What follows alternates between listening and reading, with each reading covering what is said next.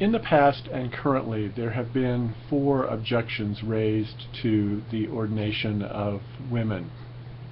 They continue to be raised in discussions that are taking place right now in the Church of England about whether or not women can be consecrated bishops in the Church of England. You'll recall that the Church of England voted to ordain women priests some time ago, but they put on hold a discussion about whether those priests would be eligible to be consecrated as bishop. So these theological objections that have been rehearsed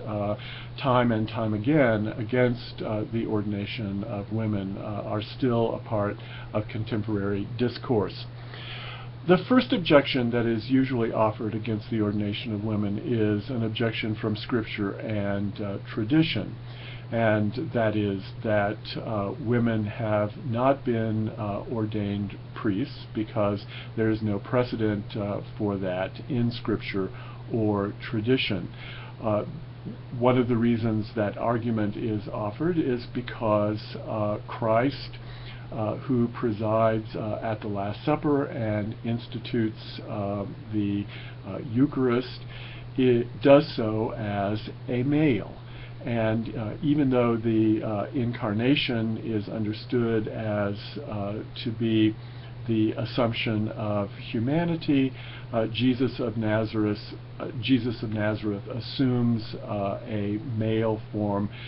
He institutes the Eucharist as a male, and according then to this doctrine of tradition, maleness symbolically must be linked to the President at the Eucharist.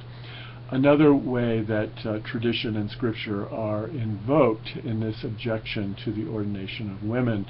is that Christ called 12 disciples. He appointed 12 apostles, all of whom were men, that they constitute a kind of apostolic college, with, according to the Gospel of Matthew, Peter being the head of that apostolic college, and all of the successors then of the apostles must be men, and it was Jesus' intention in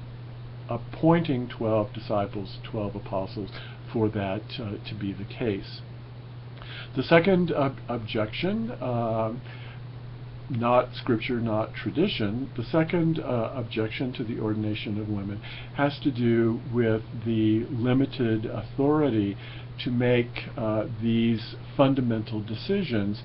the limited authority of the Church because of the Church's division. The Church has been divided since the 11th century into branches, the Orthodox breaking away in 1054 from the Roman Catholic tradition, but also then with the Protestant Reformation and the further divisions that have taken place, the rise of denominationalism, because the Church is